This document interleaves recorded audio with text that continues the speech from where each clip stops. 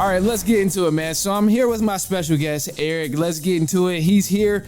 Reports for the Pistons on Clutch Points as well, and just covers the Pistons. Spent some time over in Detroit as well. Sports Rap Radio on air there. So glad to be joining me, Eric. Happy you here.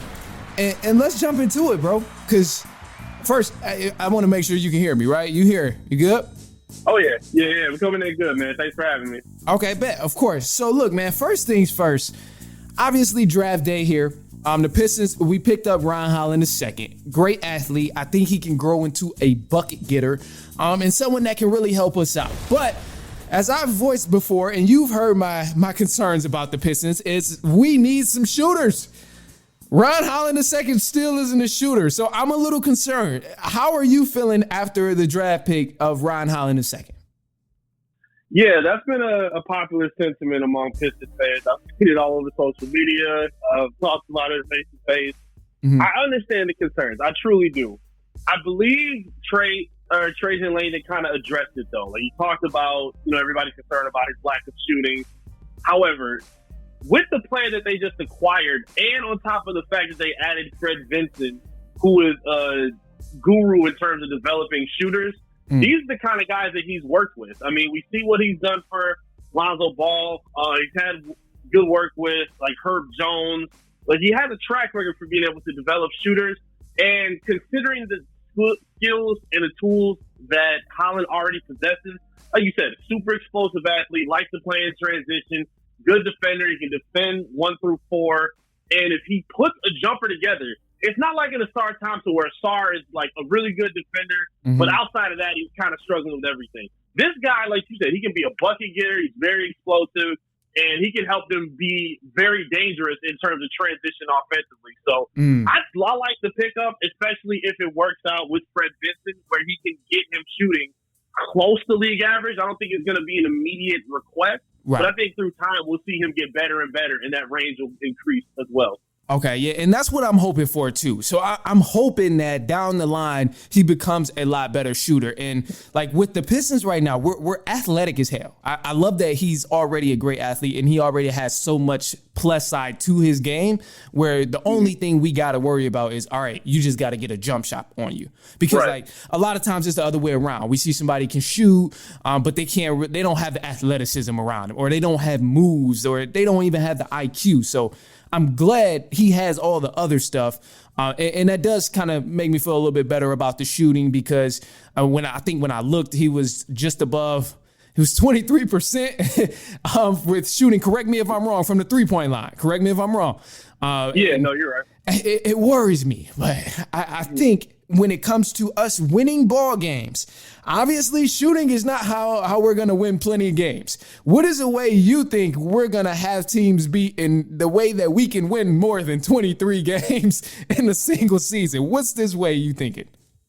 I think the fans need to understand that change is not going to come from another rookie anyway. So the thing that needs to change is the veterans that they have. And like we kind of talked about on the show, they need to get a coach in place that can help these guys grow and teach them these winning habits of Piston basketball, because you're not going to get it by just leaning on 18-year-olds. Like, Holland's one of the youngest rookies that just came out. And even the guy who they just added was Bobby Clinton. Like, he's going to be part of a project player who might spend some time in the G League. So, like, you're not going to get a lot of, like, this immediate return. And if you do, it's not going to be because of the rookies. They need to basically put themselves in position to get some of these veterans in free agency, get aggressive with some trades, and bring in the veteran talent that can help steer them in the directions that they need to learn winning habits of basketball. Because young players all out on the court together, especially with a new core, listening to a new coach, like, it's going to be tough, and it's going to take some time for them, especially considering, like, the injuries that the Pistons have been dealing with in the last few seasons. So they need some veterans that can help steer the ship. And that, to me, I think is going to be more important than who they draft. Like, this was important, but to me, the offseason starts now. Who the coach is going to be, the veterans, like, that's the most important piece to me. And I 1,000% agree with you on the coach, bro. I feel like so much is going to weigh on the coach's shoulders because he's going to be the one to set the tone for how this team plays. I'm like, with all the athleticism that we have, if we have a coach that's preaching effort, we might be all right. We might be able to beat a couple teams just based off of playing harder. Like, we might not have a skill there, but down the line, that'll come. We'll be able to pick up more veterans. We'll be able to take on bigger contracts and pay more players, which will be helpful. And, I think a big part of this is some Pistons fans got to understand that it's not going to happen overnight. It's not going to happen overnight. That's never been the case with any team. I think the only team that's ever happened with was like the Detroit Shock. It was like they were bad and then they ended up winning like championship. That's it though. But it usually never happens.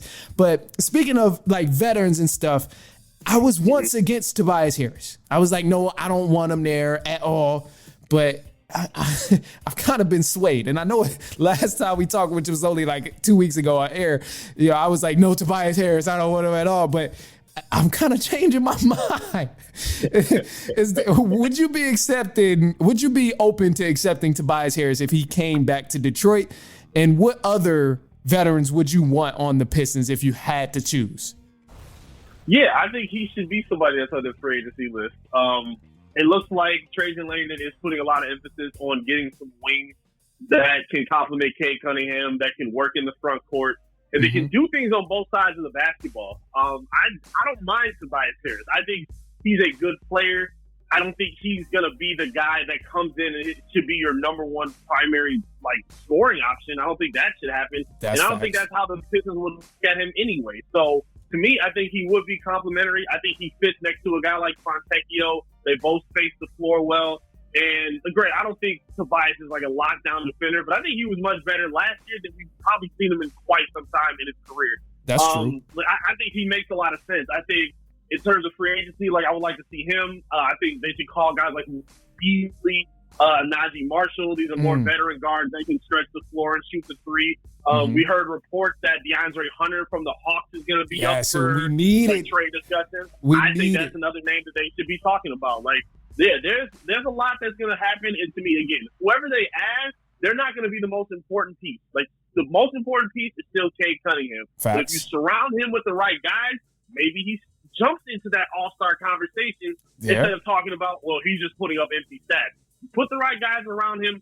You can see an inflation in his game, and I think Trajan Langdon is trying to make that a priority for this offseason. That's facts. It's needed. It is really needed because I feel like Cade can only thrive as much as help or as much as he has the help around him. Like if he doesn't have a lot of help, then he's not going to do much. And I think that's honestly point guards in general. Point guards can only do so much by themselves unless they have a supporting cast around them. If they got a great cast, of course they're going to look better because they can just play their role and it's easier. So I 1,000% agree with that. And, with the Pistons here, I just want to improve. I just want to improve. That's all I'm aiming for right now. I'm taking this step by step. I just need them to improve a little bit, win more games, and just don't be as bad as we were last year. But the last thing I want to ask too is, obviously we don't have shooters. We don't have shooters right now. If we were to land some shooters and make some trades, would you be open to Kyle Kuzma? Because I heard that now that they drafted Alex Starr, that they're open to dealing Kyle Kuzma. I know he has a big contract, but I think Kuzma could help out Detroit. It's just I don't know personally. I genuinely don't know if he's worth it yet. One part of me says he is worth the big contract because he's a good piece that could fit perfectly with the Pistons right now. But also it's I don't want to overpay a guy for, not as much production as I'm hoping for. So kind of want to hear your thoughts and help me figure out my answer, honestly. I'm happy to hear that from you because I feel like I've been on this bandwagon by myself. I'm all for Kyle Kuzma becoming a Detroit Piston. I'm all for Kyle Kuzma becoming a Piston. I feel like you talk about his contract. His contract isn't as bad compared to Zach LaVine or even a situation like Brandon Ingram where he's on a 1-year deal. So if you do have to trade for him, you're going to have to persuade him to stay off of 1 year's success or lack thereof. I think Kuzma makes more sense than anybody else on the market because if you bring him in, I think he's a very suitable number 2. And at times he could be like a number 1 because he averaged, 22 a game last season. He was hooping. He was hooping over there. He was hooping in Washington, man. Absolutely. Him and Cade together, I think, is a very formidable 1-2 tandem, especially if you can find one more scorer to blossom next to him. And then on top of that, being from Michigan, it makes it easier to kind of persuade him to want to stay. All the people from outside of Michigan is going to be a lot harder because they're like, we know what the perception is about living in Detroit, living with Michigan, yada, yada, yada. But for somebody like Kyle Kuzma who understands the grind, he's from Flint, if I'm not mistaken, like he understands the ties and like how passionate fans are about basketball. So absolutely, I think he would be the smartest pickup to try to go after. I would be all for it if the Pistons made that move. He got that Michigan muscle behind him, man. He got that Michigan muscle behind him. Well, Eric Vincent, man, beat reporter for Clutch Points, also host of Rap Radio 1270 out in Detroit. So you got to check him out, man. And hey, look, Eric, man, I appreciate you for coming on here talking about the Pistons. Let the people know where they can find you if they want to tap in to hearing you on air, or if they just want to listen or read some of your articles, follow you on socials and stuff like that. Where can they find you? Appreciate you for the time, man. You can hit me up on social media at I am Eric Vincent. You can find me on Clutch Points online. Again, tap in on AM 1270 Sports Rap Radio Detroit every Sunday, 10 in the morning to 12 in the afternoon is where you can catch me. Also got my own YouTube page, Top Title Sports. I'm all over the place, man. Trying to be visible this year, and I appreciate you having me on the show, man. Yeah, of course, man. Again, thanks for coming on. And hey, man, since you mentioned Sports Radio Rap, I gotta let you know. You said Sunday. Possibly, I might be out there on the 4th. I might be back out there, so we might get it cracking. Again. Might go back at it. You know where I'm at. We'll talk about it. You'll hear from me. but all right, man. Look, let's move on, man. We're about to wrap up the show from here. All right, man. Look, so we're gonna leave you here. Hope you enjoy. We had a bunch of different guests on here. Ryan Ward covers Lakers Nation, the editor there, columnist, Sports Tribune, players from the Cold Wire as well. Got his podcast as well. Man, check him out. And then Eric Vincent, got to check him out as well, covering all the sports out there in Detroit. Pistons, Lions, Tigers. I don't know if we covered the Wings, but anyway, man, Pistons, Lions, Tigers for sure. Appreciate those guys, but I appreciate you for tuning in. Anyway, look, I like to leave the shows with something special at the end. Just leave on a positive note, man. And I'm going to just say this, bro. I heard the other day, there's no such thing as a bad day.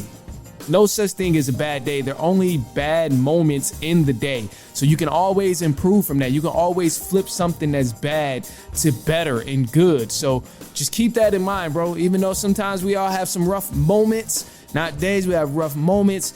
Just remember, it's always a way you can make it somewhat better. Just be grateful for the things that's in front of you. Open your eyes and find something that you're genuinely grateful for. Other than that, I'm going to leave y'all, man. I appreciate you for tuning in, for hanging with me. And hey, you can follow me on the Instagram at the Ron Podcast. You can follow my personal as well at I am Manny Wilson. And until then, I will be back later on this week. And so on and so on and so on.